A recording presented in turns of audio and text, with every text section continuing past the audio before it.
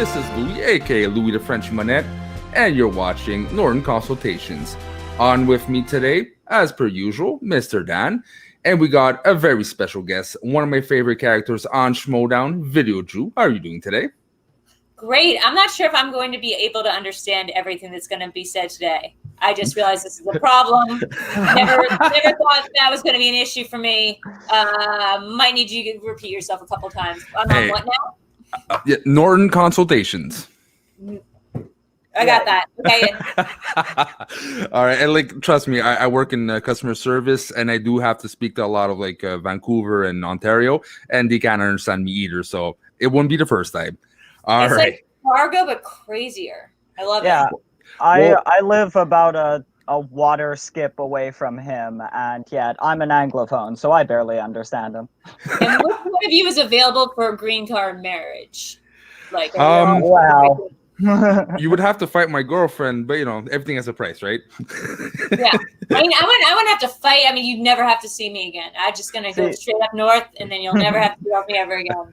See, our country has a very strict policy against letting Americans in at the moment. So, yikes, can you imagine why? Like, maybe I was going to do that. Hey, never. But that be and little thing between us. If you go to Canada, just don't go to Quebec unless you're used to minus 40 degrees. Guys, just don't go to Quebec. They speak French. And we suck, and we have cold weather. What's the point? All right. I went to Quebec once on a school field trip, and they took us to this indoor laser tag arena, which was, I guess, Quebec's big claim to fame at the time in the mid-90s. And it was like this 4-story high laser tag, sort of free for all. People just like children getting hurt. It was sort of like the class action park of Quebec, I guess. that and the poutine is what I'll always remember. Hey, and our poutine has evolved since the 90s. We have poutine with smoked meat on it. We have galvaude. We have like 20, 30 billion types of poutine. So that is the reason. Not correcting the way I said it, but that's how I pronounce it. Okay. Yeah, come here. Just come here in the spring or the fall, because our summers suck and our winters suck. So stay away. 1,000 Islands I've been to once. Great, love the islands. Not sure if there's actually like 1,000 of them, but it's a super cool place. It's easier to round it out, right? It's like 1, 2, 3, 1,000. Yeah. All right. So yeah, let's go in Schmodown right now. Just by curiosity, yeah. Sure. The main reason why everything got attracted to all three of us is Schmodown. So let's talk about that. Like, what made you start in Schmodown? What was your initial starting point? Oh, that's such a great question, and it's a really funny story. This guy came up to me. I was working at Collider just for 6 months doing a project that was sort of in the marketing realm, and a guy came up to me after around the 5.5-month mark. A guy that thought I'd been seeing around doing AV club, like AV stuff, like fixing the cameras and all stuff. And he goes, "Hey, you seem like you have a really great personality." So I could tell immediately that he had never met me before. He did not know my name. And he's like, "Will you show up on Saturday? We have this game show we do. You'll be playing movie trivia." And I was like, hard out. And he was like, "We'll be playing against a kid from the OA." And I was like, "Wait, which kid from the OA? The one who just overdosed on fentanyl this season?" Spoiler alert for season 2 of the OA. And he was like, "Brendan Meyer." I was like, "Yes, I'm so into that." That man turned out to be Christian Harloff, and it turned out he did not work in the AV department. But then again, I didn't have a great personality, so all even out. And did you start watching the matches beforehand? Did you just got introduction in the studios? Like, what was your prep? Oh, no. Does it seem like I'm the kind of person who watched a lot of episodes beforehand? Probably not, but I had no idea what I was getting into when I signed up. I was like, I'm going to go meet that kid from the OA, the one with the fentanyl addiction.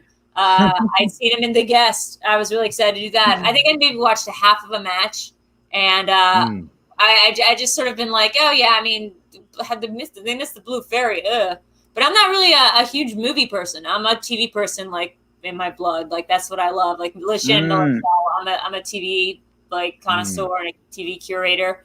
So, but so this was always going to be just sort of like a fun lark. I never really came in with the expectation to know the most about movies, because even though I do love movies, I do not love trivia. I don't feel like that's a very good indicator, or at least I didn't, on how much you love films to be able to answer a certain number of rote questions on it. But what happened was I got into the theater and I was like, okay, time, whatever for this. I remember I was wearing a black shirt. They said, come up with a name for your character. And I was like, what do you mean, like a character? They're like, like wrestling. And I was like, I just saw WrestleMania for the first time like last week. And I remember Jay Washington goes, good guy or bad guy? And that I got. I was like, oh, like bad guy, like very clearly bad guy. I could be a bad guy. Like, that's awesome. And he's like, yeah, you go on stage and you do whatever you want. You're just a bad guy. And I'm like, oh, that's awesome. So I like typed that whole pre-show thing in like one take. I think I was trying to do like a Thanos, Aubrey Plaza kind of weird, deep voice, like VideoDrew is this and that. I remember like Nerd Chronic and Jay and all these people were cracking up like in the taping room, and I was like, well, that's great, but I'm not sure this is going to translate really well when I actually get on stage. I actually had like immense stage fright. I'm not like a performer or an actress or like anything, like not like I am not at all. And then I got on stage and people started booing, and it was like the best feeling in the entire world. Because I was like, oh my God, like I'm not me. I'm like this other person and I'm another being. And it like helped me go into a weird fugue state during the actual thing. And like, I don't know, like some part of me, some lizard brain part like took over, and I just really enjoyed it. And then, yes, of course, since I've spent the rest of my like free time, which is a lot, just dedicated on learning arcane movie trivia. But yeah. Yeah, I mean, I love it. It's my entire life. I moved in with Nerd Chronic in March. I live here in LA now. I had been moving back to New York when the Schmoedown started for me. So it was a kind of big deal.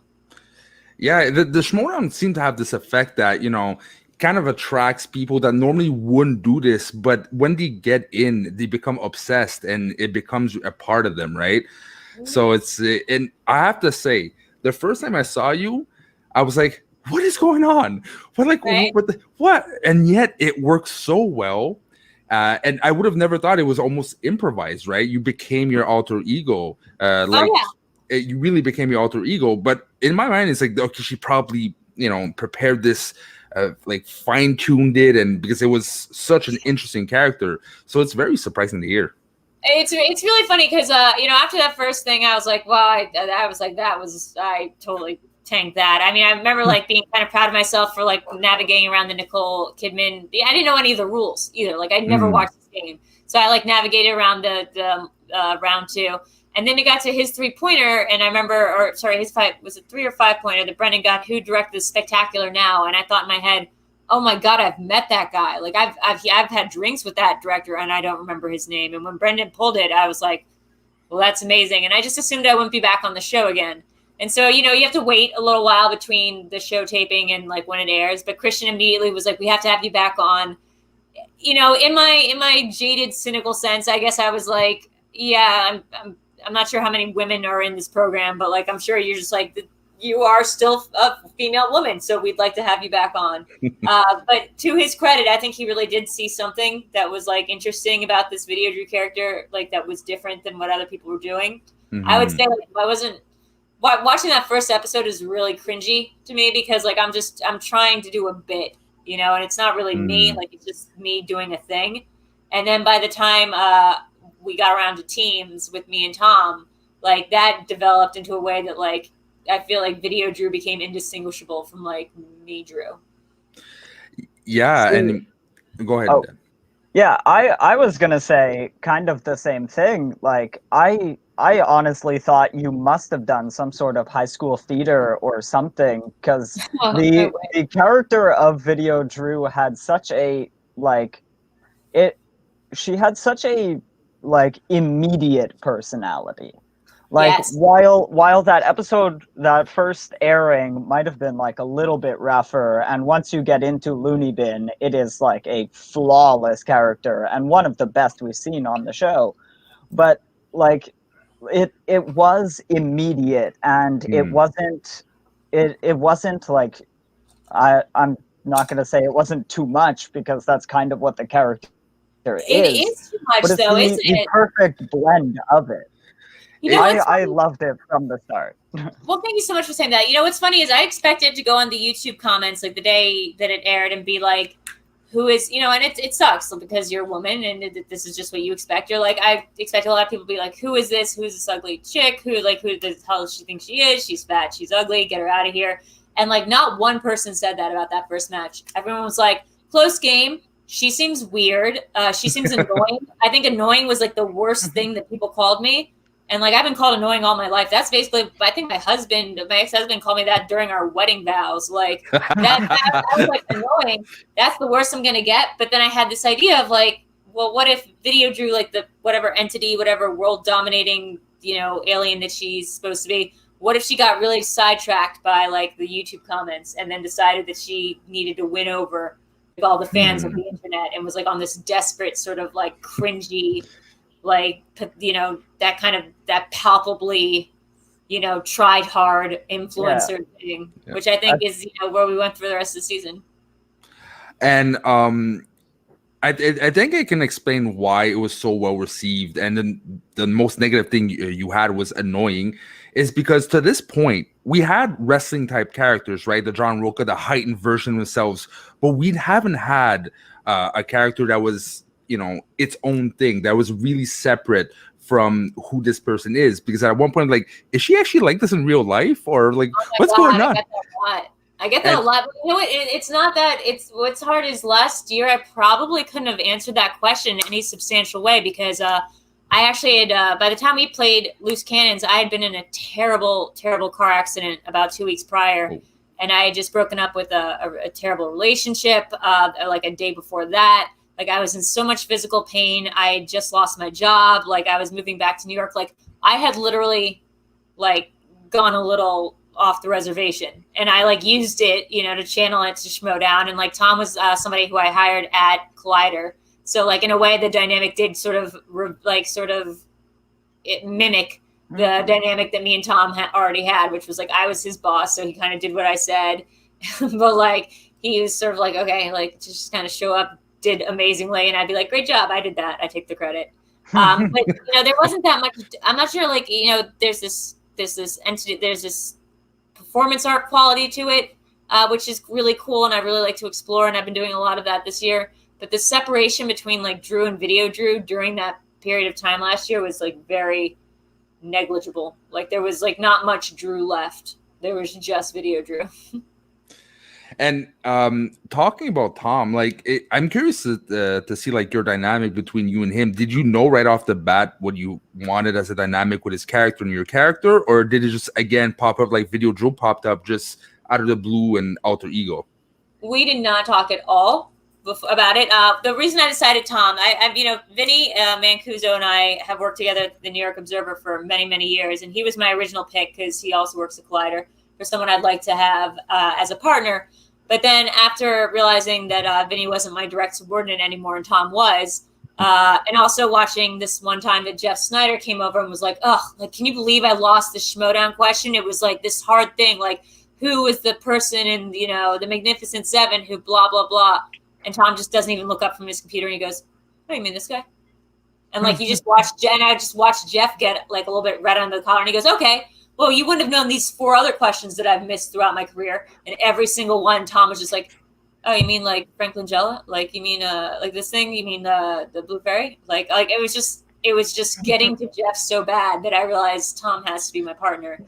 We didn't really discuss the bit beforehand. I was just like, I'm weird. I'm crazy. I'm like an alien, and I'm going to be really hyper, you know, which is already kind of my dynamic. And I said, you can be normal though. You can play it however you want. Just come, like, he's an actual performer. Like, he's a Cracked writer. He used to be a writer and editor over Cracked.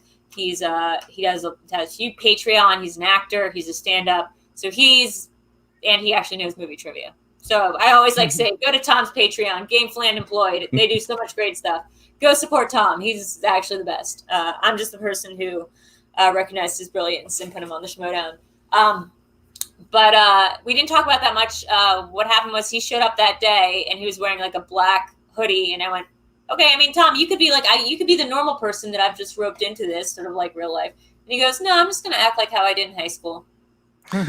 Sweet. Went, okay. And I said, do you want to talk about it like any further? Like, you want to develop any bits, like where we met? And he goes, no. And I was like, okay. And we did that intro in like that was another one where we did it. I can't really remember exactly what our vibe was for Loose Cannons. I know it's the first time we've been introduced, but it was just one take. It was like literally just one take. And then by the time like the Janine the Machine time machine thing rolled around, I had developed like a month out. I decided like this is my first match against a female opponent. I wanted to control the optics on it, so I developed like this idea that like I would think she was a machine. We'd seed it out over social media. So I came in like with the really big idea, like a high concept idea of what I wanted to do with Janine, and had it like worked it out with her so we could sort of control the narrative there about like two female competitors fighting. And then Tom just jumped in and like totally ran with it with the like, do you want to see a dead body? And like it just became like this amazing match. Like truly, when I try to show people like matches that I think are like great example of Schmoedown, not just because I'm in it, I think like the Time Machine Looney Bin match was just such a incredibly fun and like weird and perfect like example of what the Schmoedown can be match. It was very unexpected, and that's what is unexpected between like you both, because again, such odd characters, oddball type, but at the same time the humor is so dry, and you really have to get it. But once you get it, it's hilarious. Like when you kept passing things to Janine, the first time I was like, okay, but then I saw I saw what you were going to do, right? The evolution of it, and I was like, okay, she's really leaning into this character. And Tom just out of nowhere would say like 1 or 2 word quips, but so, it's funny. I spent 2 hours in a Target trying to figure out what robots eat, while Tom just memorized a couple lines from Blade Runner and just went with that, which is where you and Stand By Me, which is do you want to see a dead body? But no, I mean, like the dynamic really worked. I think what's funny, that match that it still is surprising to me is can you hear me, guys? Can you hear me? Okay. Oh yeah. Is that cat line? Like I still don't understand why that was funny. Like, I don't understand why that was funny. I don't understand why I got a laugh. I don't understand why people loved it, because, like, I was literally trying to be like, Christian, like, come on. Like, that's a ridiculously easy question. Like, the whole point of Jerry Maguire is that one person leaves.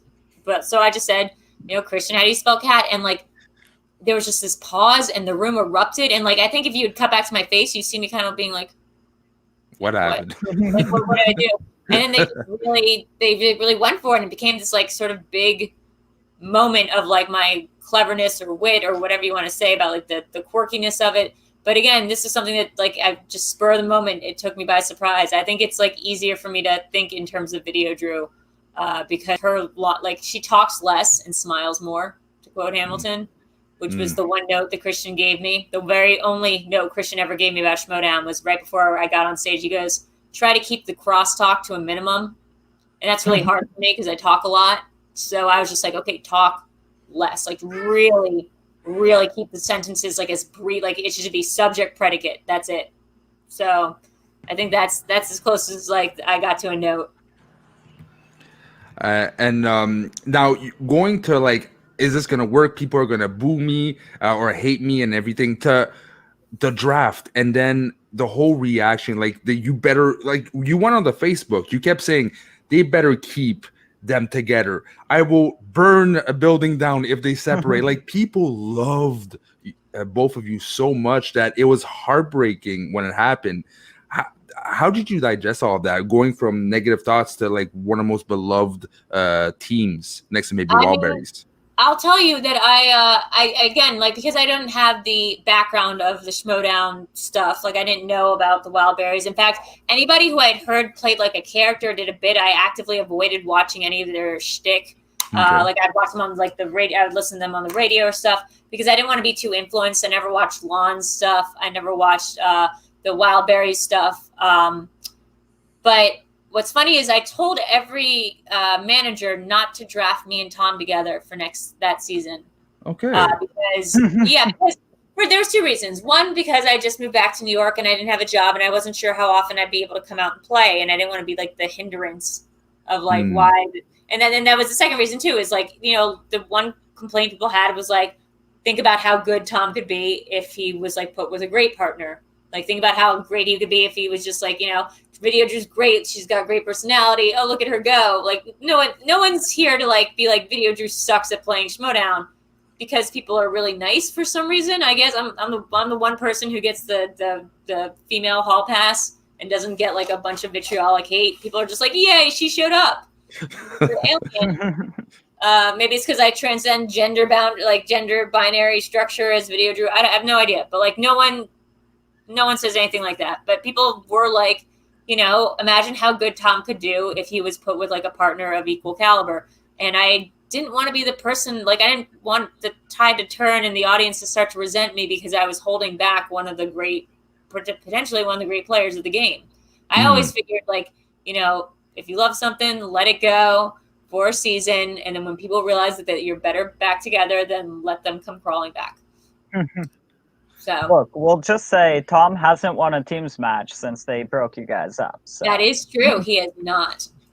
Because as much as Paul Preston is an equal caliber, I think also it must be said about chemistry and where you plug in and plug out your weaknesses and strengths, right? So you might say to yourself you're a hindrance, but it did complete him in a way maybe he might have a hard time finding in other partners eventually. I really like him.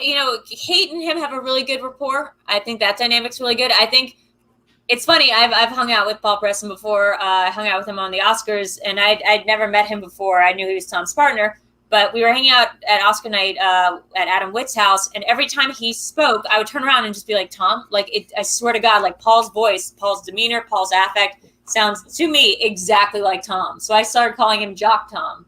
I was like, that's I think they actually are very, very similar types of people. And so I think had the season developed a little bit differently, they might have actually bonded and they both have similar styles of, okay, we're here to show up. We're not here to make these big, we're not here to make this our lives, essentially. This is a fun thing they do, but this is not something they spend a lot of time. And maybe I'm speaking out of turn, but I don't get the sense in working with Tom, I don't get the sense that strategy is something that they really put thought into, nor necessarily should it be. I mean, we've seen Ethan Irwin, we've seen great players, Dan Murrell, come in just being able to wipe the board on their just sheer knowledge.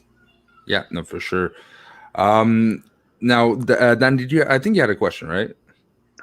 Well, I was gonna ask about when you were picked this year, you were picked to the Burning Drews, and right.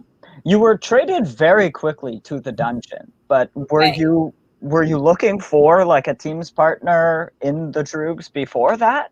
No, but apparently Ethan was. So I wish I'd known that. Not that I wish I'd known that. I probably would have done the same thing. But Ethan had wanted me to be his partner in the Droogs. So that would have been really cool. I would have loved to work with Ethan. My biggest thing was I didn't think I'd be able to come out for that many matches. And I was just sort of I remember after the draft, I didn't get to go to the draft. I couldn't afford to. I was just in this funk for a week being like, this part of my life is over. I'm just going to have to just forget about this one little part of the world where I'm not a loser and everyone loves me. And it was really depressing. But then a couple weird confluent things happened at the same time. I got a job offer that allowed me to be bi-coastal. I had money coming in from the car accident, the same weekend that the Schmodown showed up in New York. And so these three things came together and I was like, oh, hell yeah. This is my direction. I'm supposed to be doing this. I'm not supposed to be watching movies. I haven't done any of that since since I started playing the Schmodown. I had literally watched 0 films to get better at it, but I had spent a lot of time in Target looking for what robots eat. So that was a little bit of sense of my priorities that season. Vinny Mancuso, again, was somebody that I worked with really closely at the New York Observer.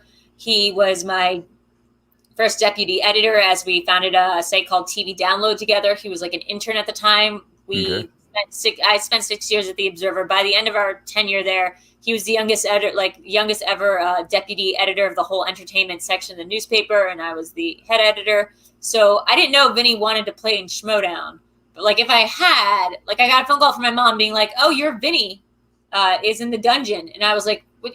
My Vinny? My Vinny's gonna play Schmodown?" No, because that's the one I wanted originally. So I made this with Kaiser. I was like, "You gotta get." So it was actually Kaiser. It was mostly Smets who was there during the New York match, and I was like, "You gotta get me on the dungeon, man. That you can't just get Vinny Mancuso and not me. It's gonna be an even better thing."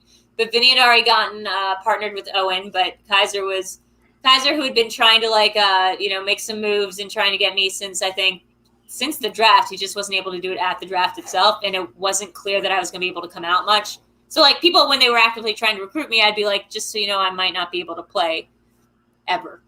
It was one of those JT kind of things almost. So I called up Kaiser. I was like, so I'm going to be able to play. Looks like I have some money. I've got some stuff. So like, put me on a team, and I want to do it. And it was the same weekend as the New York was Schmodown event. And I remember running into a former manager now and saying, hey, sorry, I really wanted to get to know you. I really was looking forward to being on the team, but this stuff happens and looks like I might be going somewhere else. And he goes, I think he went something like, yeah, it looks like you're going like one or two other places, because that's when I found out like Kate had also decided that she wanted me on her team. And a couple other people already had. As soon as people found out that I was going to be able to be in LA, a lot of people reached out, and it just happened to be that Kaiser closed the deal fastest, which again speaks to something I think that the Schmodown, is missing a little bit right now, or like needs a little bit more of right now, which is like, why would anybody want me on their faction when I'm not the biggest points earner? And it's because like I bring something to the table that's like completely different than what like anybody else in the show is doing. Like it's like watching, Law and Order, and suddenly there's like a break and Pee Wee Herman's like in the middle of the episode. Like it's just, it's like watching a game show, or it's like watching football, and then suddenly like, I don't know, like a crazy alien clown comes in and starts like, doing a Harlem proper thing. And that's the completely wrong sport. But you see where I'm going with this. Like, it's just such a breath of fresh air, I think, from the relentless sort of crush that we put ourselves under as competitors. Do we know this? Do we not know this? The ways, if you are playing a character in the Schmodown, it's so hard to keep that character up when you're not winning. Like when you're losing, it's really hard to start because you want to concentrate and you want to just be like, okay, now it's getting serious. It's so hard to keep that persona up. So we see a lot of people like losing it by the wayside. We see a lot of people just kind of like molding the persona almost to fit their own, not ego, but sort of, persona to fit the ego of what they want people to think like of them. Whereas I think like the VideoDrew thing is she doesn't really care what people think of her doing well in movie trivia. Like she just wants all the best friends, and she wants everyone to love her, and she wants to be the most popular person on Schmodown and get all the money and win the contest of being most popular. I mean, she's a really nice break from my own mental thought patterns sometimes. Yeah, and lo and behold, I can almost guarantee you that in the future you're gonna have competitors that God knows how long Schmodown's gonna exist, right? So imagine in the next 5, 6, 10 years Schmodown goes on. I'm almost guaranteed to say that you're gonna have people that are influenced by what you brought, the personality. So that being said, since I definitely know you're gonna make an impact on the character aspect, for all those young women or any women out there that are looking at you and Janine and all the female competitors and really want to go on Schmodown, but like you said before, right? Like all the comments and all of this, and is it gonna worth the risk? What do you say to them to really bring in more female I would say, for more female players, you just got to go in. I say this for all male players too. There really needs to be like a kayfabe coach. There really needs to be somebody on board who's there to be like, hey, you got to get a gimmick, like very much like Gypsy Rose, not the one who killed her mom, but the other one. You got to get a gimmick. Like, you got to have a bit, and your bit can't be a guy who puts on sunglasses who happens to share your name that people are going to identify as you, and you're not going to be able to separate the comments about that character from the comments about you. You've got to come on, and you have to like a thing that's going to create some cognitive dissonance. I don't care if that's the barbarian. I don't care if that's the Warfather. I don't care if that's I think even Claudia Dolph was doing some like really cool work. I like what Liz Shannon Miller's doing. I mean, it's sort of harder for girls though, because you can't just come on and be like, I'm a big goofy thing, or else you're just immediately going to be. You open yourself up to a lot of criticism, and a lot of the criticism that is less about the trivia and more about, who you are and what you represent to all womankind. I mean, we've seen that unfortunately with, you know, Sabrina, and it was so ugly and so unfortunate because Sabrina like knows her movies, and like she didn't do very much worse, or maybe did the same that I did in my first match, and yet nobody responded to my first match the way they responded to Sabrina's first match. And I think it's the thing of you can't be yourself. Like you have to go on Schmodown, and you have to understand that you are playing somebody else, and that those comments can't hurt you. Like what I used to do was every time there was a mean comment, I would like respond to it with a thumbs up and type in all caps and be like, "Thanks, friendo. Like, can you send me your account? Like, will $5 change your mind?" I used to give people gold and silver on Reddit if they were like talking, trying to like, you know, in character, trying to like win their love. And you know, that really, you know, pissed them off, but it was so funny to me. So yeah.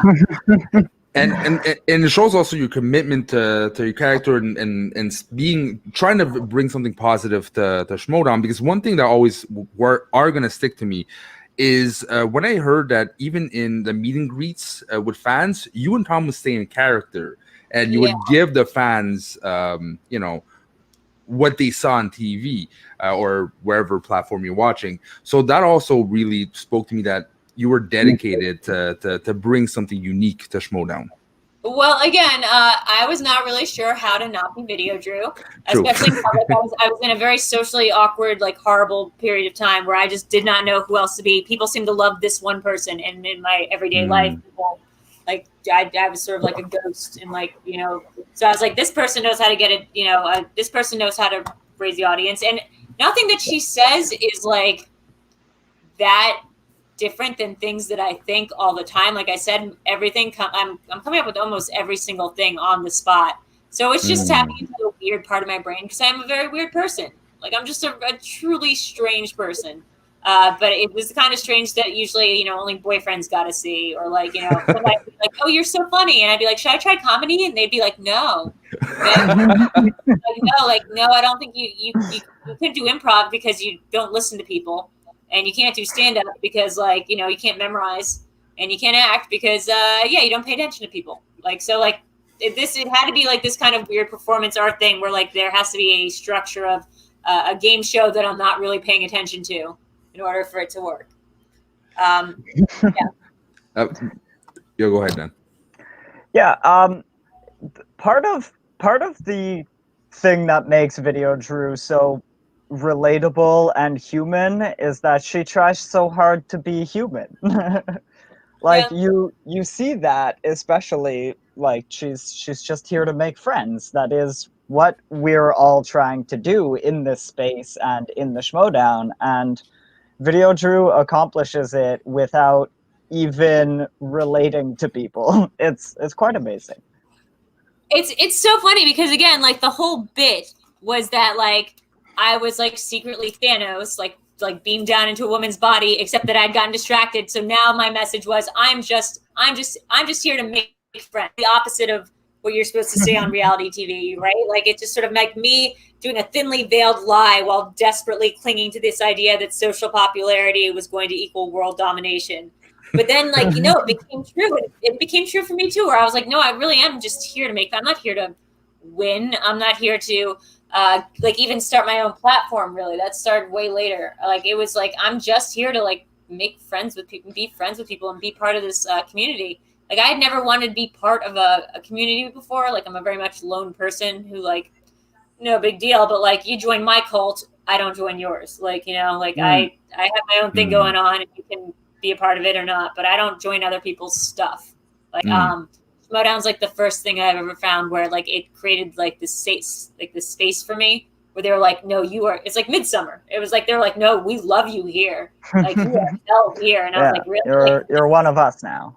Yeah, you're one of us. And not only that, but like you are, we are of you. Like you are, we look to you for like stuff. And yeah, it was more than just like being subsumed, which is a big fear of mine. It's more than like just Drew Grant is now part of Movie Trivia Schmodown. It had to be VideoDrew is a Movie Trivia Schmodown, you know, like character, or like, you know, whatever you want to say. Like it had to be that for better or worse, it had to be that the element was that I was that the Schmodown had found me and like adopted me, but that I was still inherently me, and the Schmodown just loved it.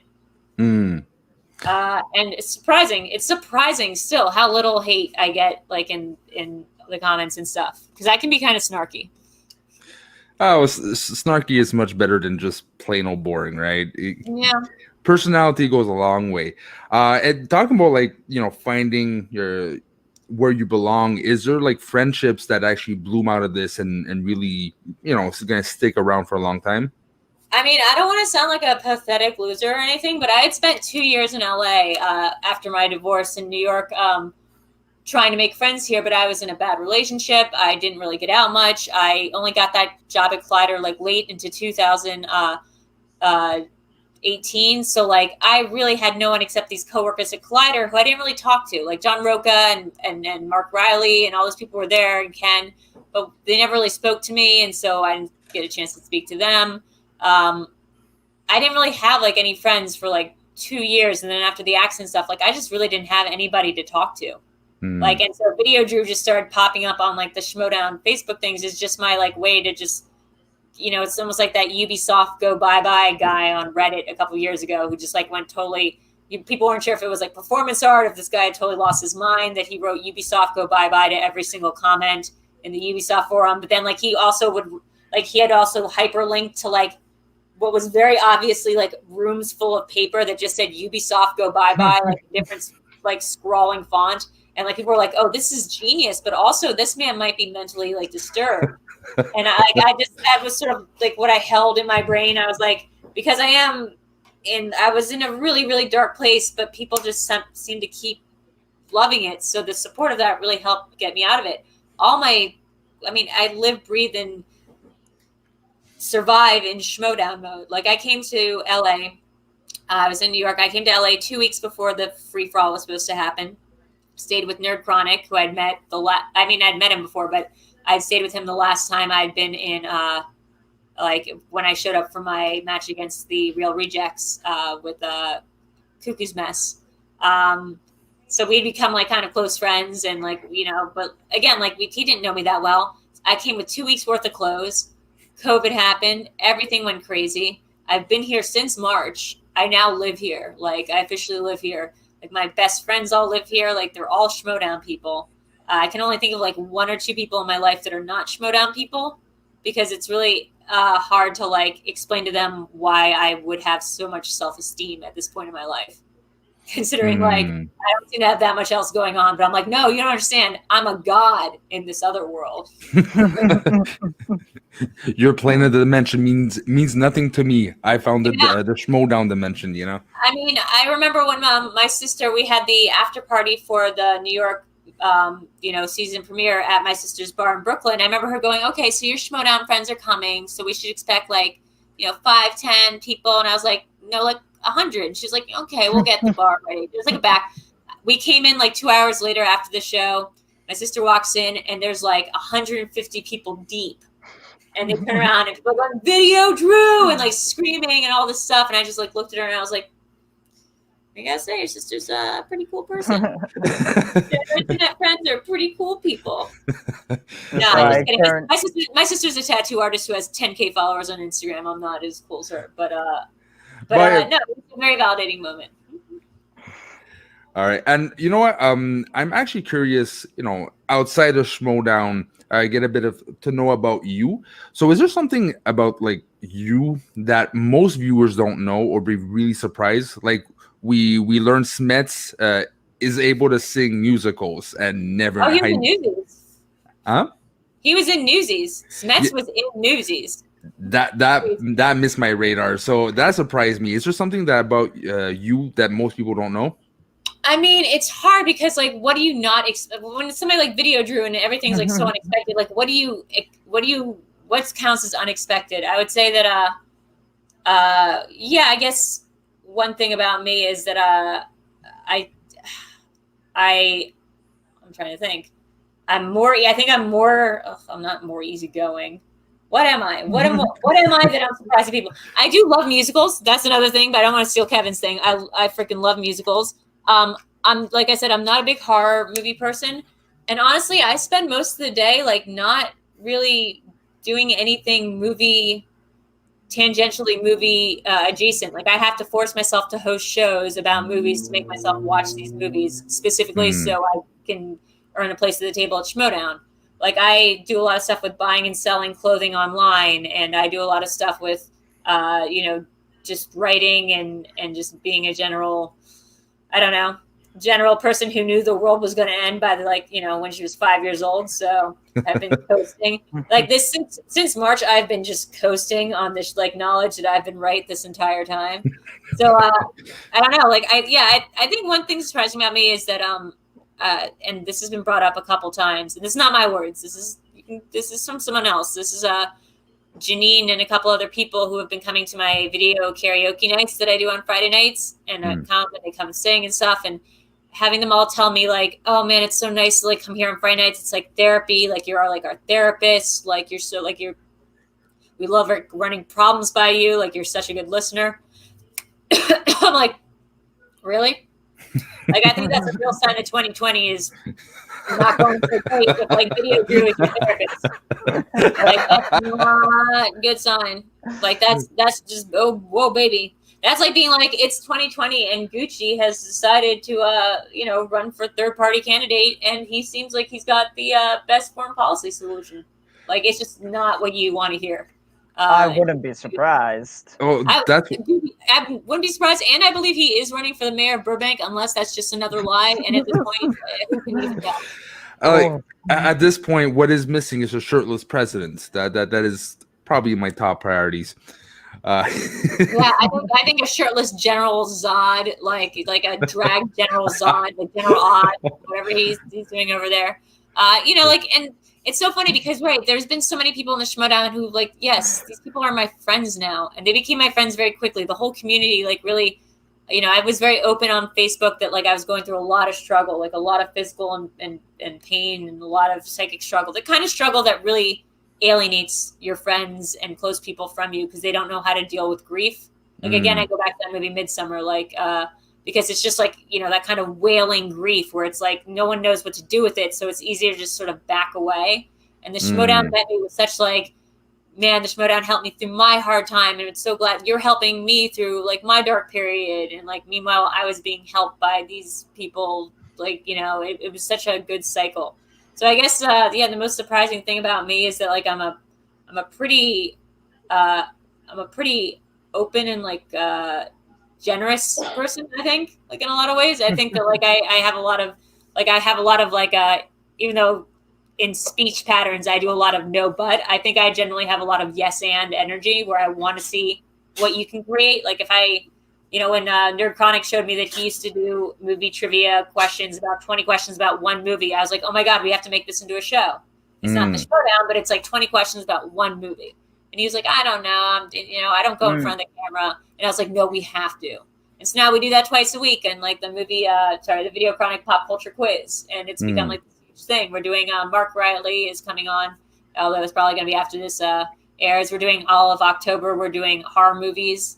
And it's become this really fun, really, really fun thing. And it's not like I write the questions. It's not like I'm doing very much besides hosting and failing to win any of these games that I've been a part of since March. I've won exactly one game, and it was on Eternal Sunshine, a movie I do not care for.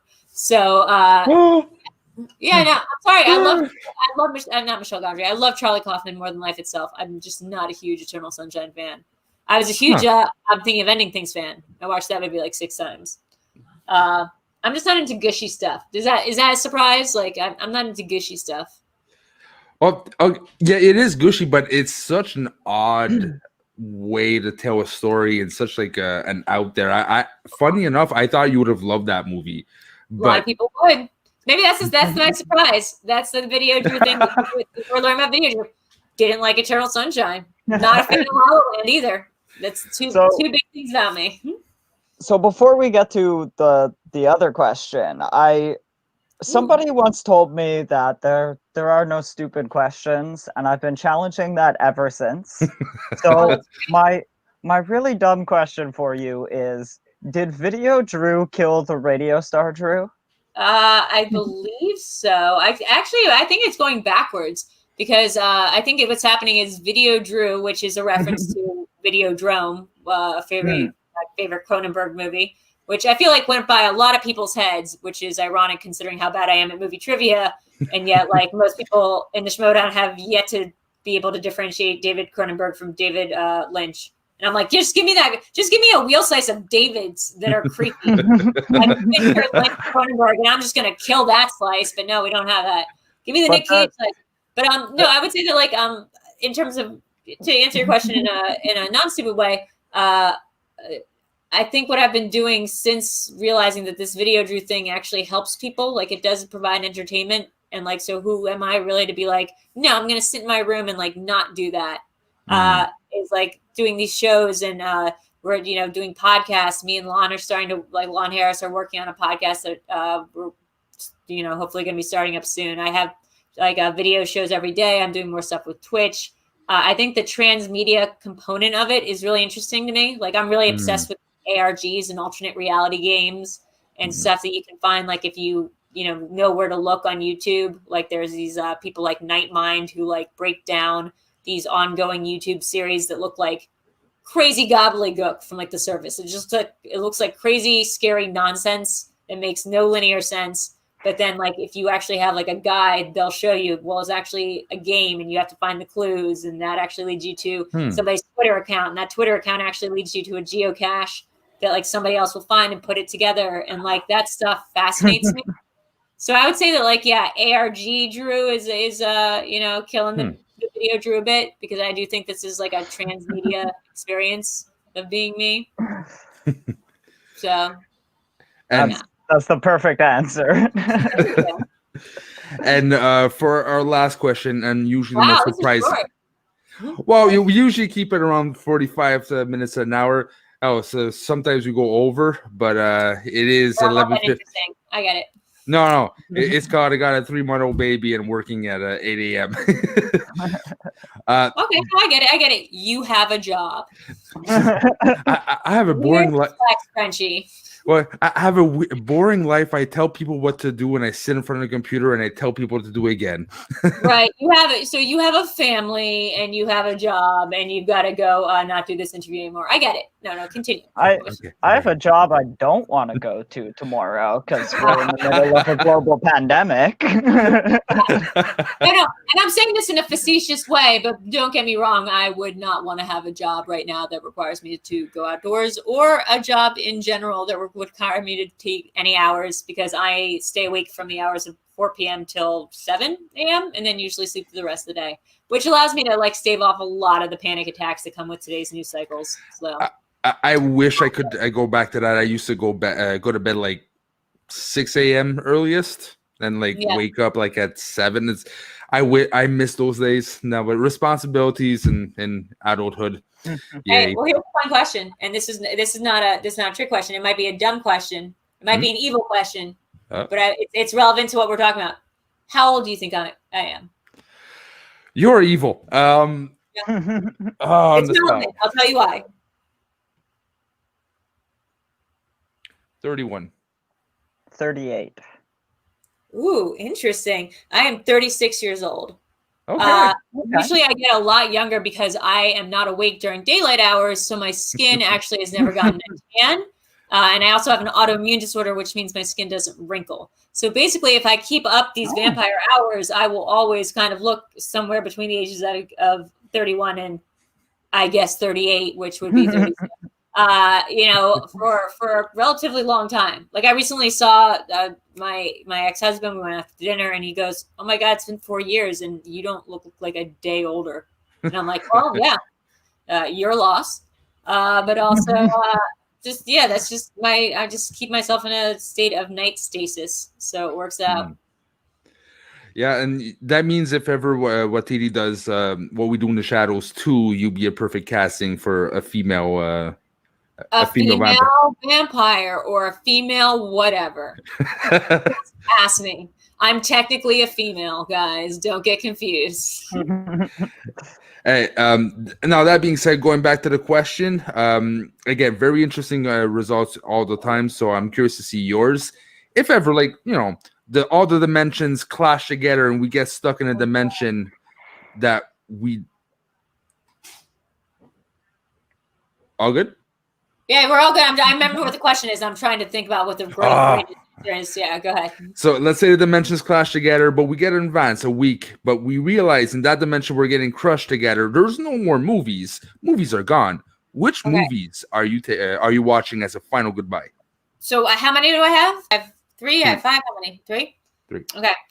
I'm watching, and it's not a recency bias. This is a true thing. I'm going to be watching I'm Thinking of Ending Things, the new Charlie Kaufman film that's on Netflix. I think it's an incredible film that you'll watch, and then so a lot of people find it pretentious, but like, you know, I think it bears, like, it's the kind of movie you watch and then you immediately like just turn around and rewatch again.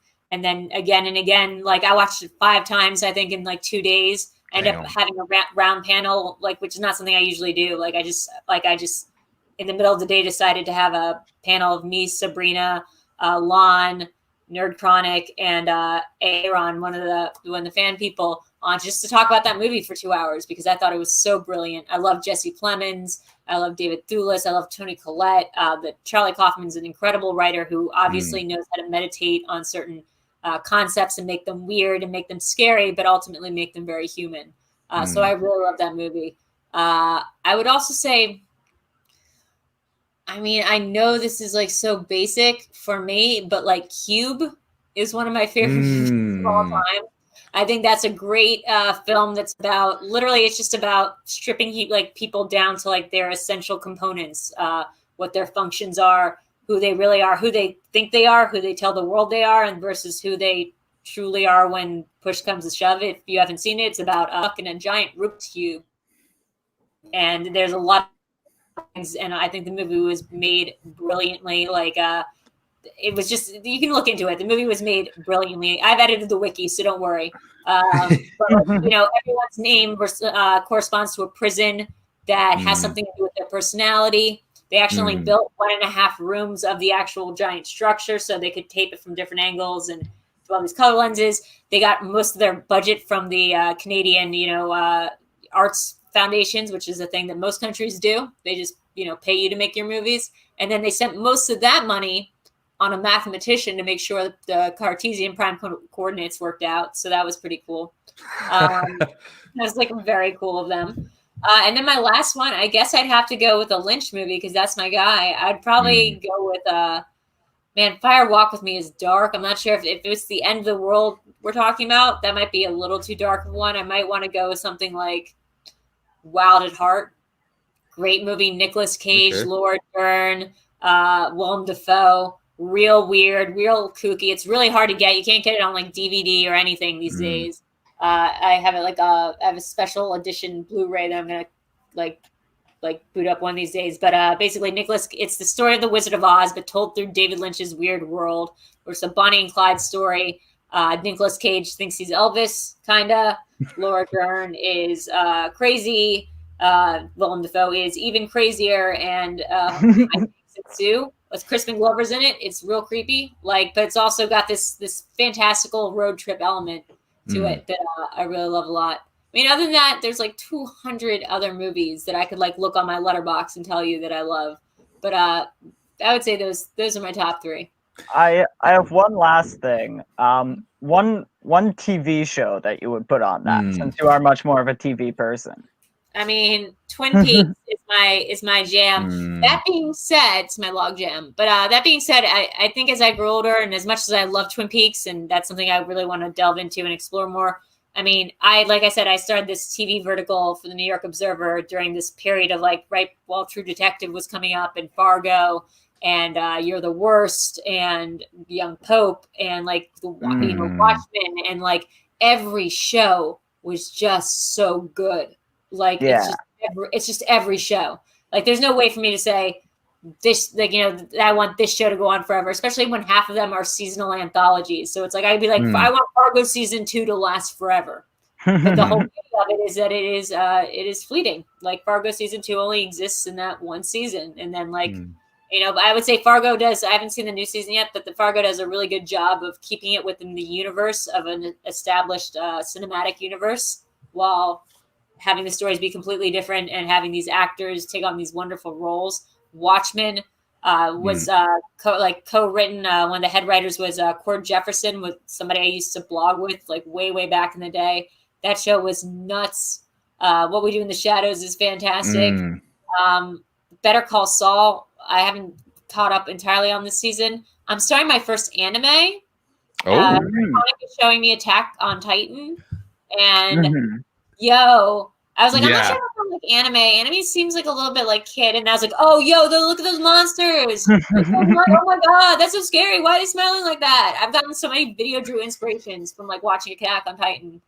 Like, I think Neurochronic even says, he's like, you kind of walk like one of the abnormal types. Especially in the morning when I'm like looking for food and I'm kind of wandering around with these little T-Rex arms. I'm like, just taking like little people and like. And yeah, that's pretty awesome. That anime, like me too. I was, Dragon Ball Z, the usual things when you're younger, right? But that anime, Attack on Titan, really changed. Upsetting. Yeah, it really changed my perspective, and it gave me my first moments of like, I went like, holy fuck, what the hell's happening? And just be amazed and like killing certain characters. I'm like, what happened? Are they allowed doing this? So it's very good choice. And by the way, for the Cube, much respect, because Canadian horror does not get enough props. Not enough love. And that and Gingerbread Snaps. Yeah, Ginger Snaps. Yeah. Ginger Snaps. Yeah. I mean, look, the one thing I will say is horror is the genre that I got on lock. Like I don't need to like do that much brushing up on anything horror related because it's all I watch. Like when I turn on movies and I'm looking for something to watch, 99.9% of the time I'm looking for a horror film. So like I found this incredible one that Lon showed me recently called Baskin. It's this Turkish horror film that's, can I curse here? Yeah. It's like the craziest thing I've ever seen. It's so scary and so upsetting. And the moment it was done, I was like, gotta start it over again and rewatch from the beginning. It's got that like, trippy element to it where like, I'll just tell you the tagline is 5 cops go to hell. Okay. Is it as disturbing and creepy than, is it as disturbing and creepy as Poughkeepsie Tapes? It's way more disturbing and creepy as Poughkeepsie Tapes. It's way more disturbing and creepy, both from just from a physical like stuff, like what stuff you were watching and have to conceive of, and just from a disturbing, like unsettling, off-putting sense of like something you'd get from, I don't know, like a Black Mirror or I don't even know like what to, like a Justin B. Henson movie, like The Endless or something like that. Like it's just got some really messed up things about it. Because it's not an American film, like there's a lot of different mythology and stuff going on. All I'll say is it's a movie about 5 cops going to hell. There's tainted meat. It's a lot of tripping. So like if you like the Gaspar Noé films, like if you like Climax or Enter the Void, you'll enjoy this. If not, like just buckle up. Like it's on Amazon. You'll have to rent it, but like buckle up because it's upsetting. And maybe I don't like. Let's test your knowledge of really obscure effed up movies. Have you ever heard of 13 Sedzmetsi? Sir, heard of what? 13 Sedzmetsi, which is a Ukrainian Russian movie. What's it translate to? I think 13 Guns. I think. I don't think so. But I'm right now. I'm real into the Turk horror scene, so let me find that out. I won't watch a lot of torture porn. That's kind of where I draw the line. This is what I love about that movie. It gave me such a cringe and like disturbing, but you don't see much gore, right? It's a story of a guy that used to work on roofs, right? And one time he works on a roof and there's a hole, and he hears the guy underneath saying, "I can't wait to get my money. I can't wait to get my money." And then he dies. So he poses as a guy. He follows people who go get him, and then realize he's stuck in a 13-person Russian roulette match, and you win the money if the person behind you doesn't shoot you. It is the most nail-biting, shivering movie I've ever seen in my life. That looks very good. That's very much my type of movie. I mean, I really like stuff about like people like or accidentally finding themselves in these almost like otherworldly situations. There was this great one I watched recently, Dark Song. There was this Mexican one on Netflix called, I think it was called Dark. Was it called Dark Places or something? That was like totally messed up. Anything that's like Cronenberg or Lynch, anything where somebody is being sort of thwarted out of their everyday life, like that we know, to some place that is just like Oz, like it's just this out of control bonkers world where the rules don't apply and things are terrifying and wondrous. And it sort of feels, I think, like I read a study recently that people who watch a lot of horror movies are coping a lot better with the pandemic and what's going on. And I think that makes total sense, because I've been, like I said, I've been spending all my time being like, okay, what if the zombies do come? Like, I've spent a lot of time just being like depressed and being like, I don't understand why I can't go out and be happy like most people. Now I'm like, I don't understand why people can't just stay home and be happy like me. Why is everyone freaking out? And I'm like, this is fine for me. Yeah, horror fans and video gamers are just at home. And like same thing for me, like movies that really changed my perspective. I remember I was young. I should have probably not watched that movie at that age, but Requiem for a Dream and Old Boy, the Park Chan-wook version, that shattered my way of it shattered my way of seeing movies. I showed my dad Requiem for a Dream. He's like, okay, don't ever show this to your mom. And I'm only watching this once in my life. I've seen it 10 times in a week. Oh my God. I can see Requiem's different for me, because Requiem's not horror. It's tragic. Like, and I can't do sad. Like, I can't do like tragedy. So like that kind of stuff, like really, I can't do dramas. I can't do a lot of films, because I don't like feeling like emotionally, not manipulated, but I don't like feeling like emotionally like moved around, which is why horror movies, especially like psychological horror movies, or horror movies that deal a lot with like your mind and your perception, work really well for me.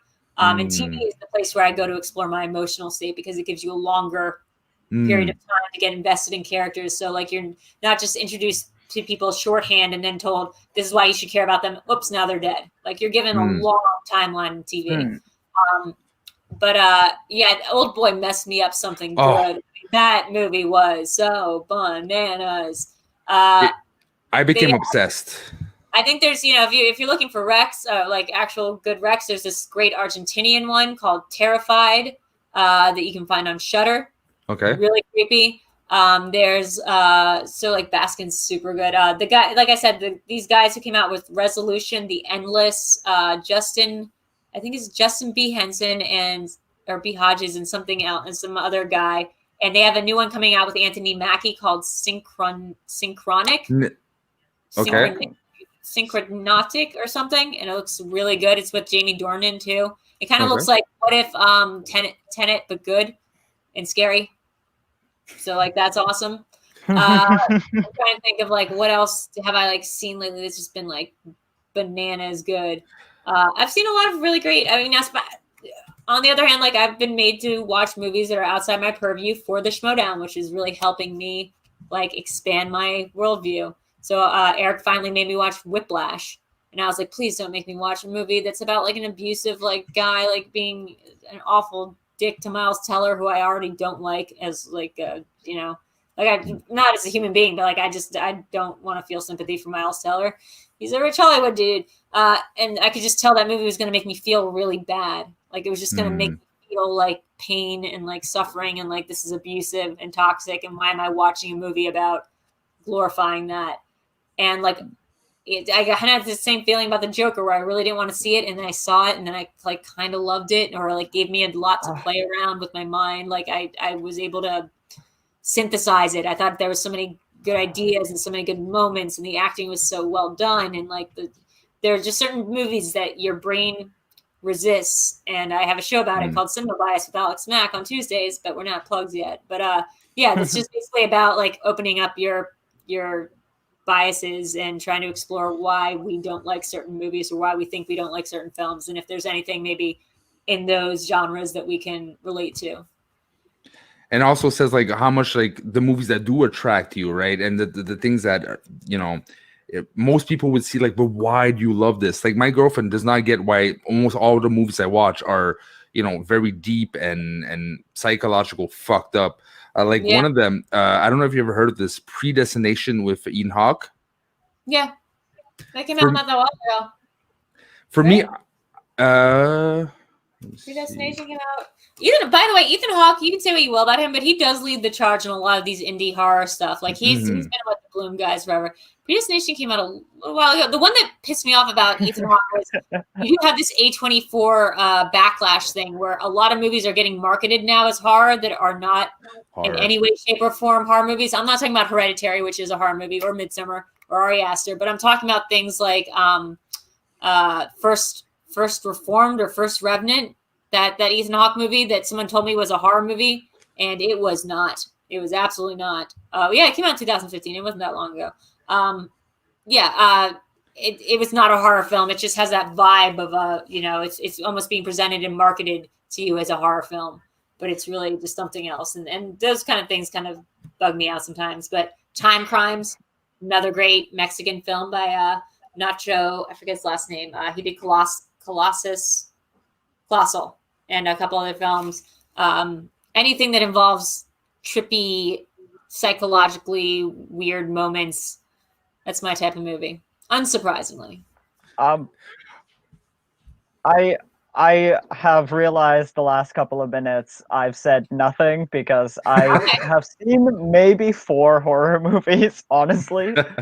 Are you scared by them? I can give you all the recs you want. I'm like good at curating. And that's it. It's like I'm not super into like the jump scare aspect, but a lot of the more psychological things that you've been talking about sound a lot more interesting.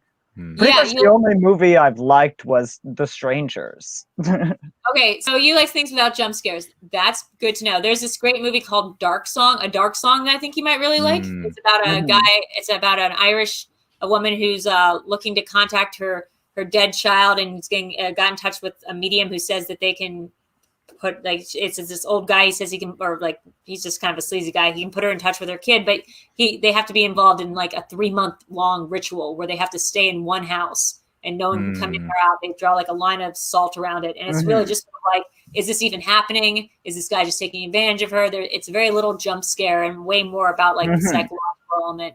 And that movie was truly fantastic. So I would say check that out. I mean, I would also say check Witch or Vitch.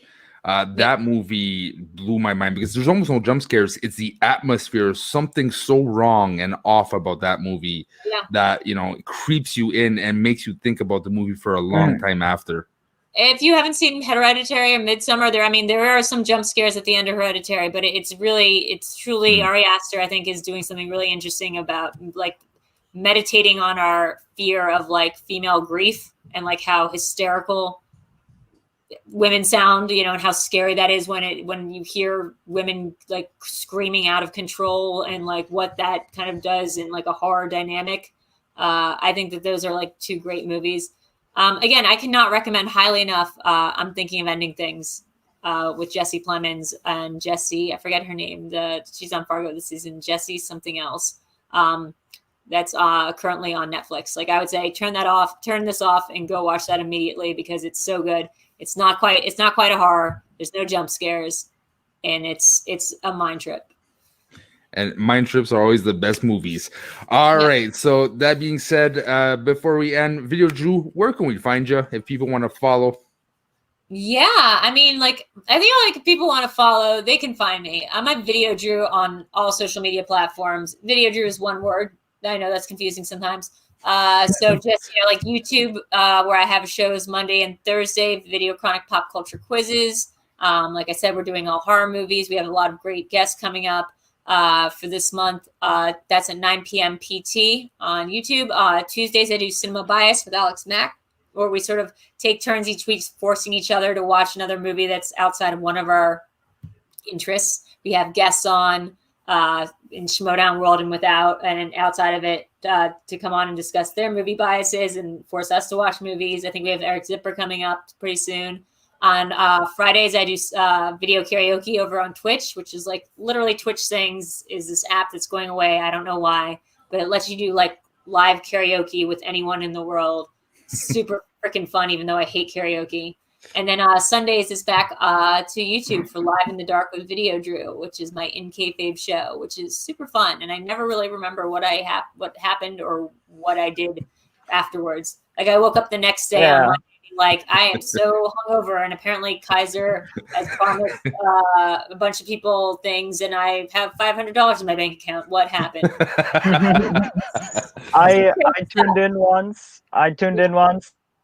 And we were just reading journal entries, and it was possibly the best live stream I've seen. Thank you. I try to just do different things. We were trying to have, like, again, more people, because I love the Schmodown universe, but like I want the VideoDrew stuff to be bigger than that. Like, and I want it to be, because, you know, like, as much as VideoDrew loves being in the Schmodown, she doesn't love being in the Schmodown because she loves answering movie trivia questions. And so, like, there's, I feel like, a lot more entertainment value and factor. It's the same thing with, like, whenever I play Twitch, where I'm like, I'm not great at video games, but it's a great platform for people to get into, like, my weird world. So I also have a Patreon, patreon.com/VideoDrew, and like a Redbubble and like a TeePublic, all that good stuff. And I'm on Depop and Poshmark in case you ever really love my clothing and want to buy them. All right, so you heard VideoDrew. Go follow her Patreon. Go follow what she does. That being said, hey, if you're watching this, you're not subscribed, what you doing? Click that button. Put notifications on. Do not miss one episode of Norton Consultations or Schmodown Night in Canada. All right, so Dan, VideoDrew, thank you very much for your time. Until next time, Have a good night. bonsoir.